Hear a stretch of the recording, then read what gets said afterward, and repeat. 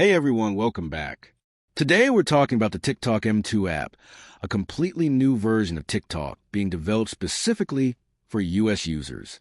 This isn't just an update. It's a separate app designed to address growing concerns about TikTok's ownership and user data privacy in the US. Instead of selling the original TikTok app, the parent company plans to launch M2, which is expected to release around September 5th, 2025. After that, the current TikTok app in the US will gradually be phased out and may stop working completely by March 2026. Around 170 million US users will need to switch to this new app.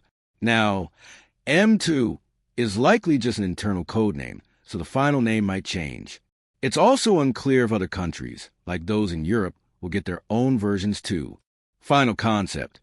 The TikTok M2 app is TikTok's solution to U.S. political pressure, a new, U.S.-specific platform to regain trust and comply with local regulations. Like and subscribe for more updates. Thanks for watching.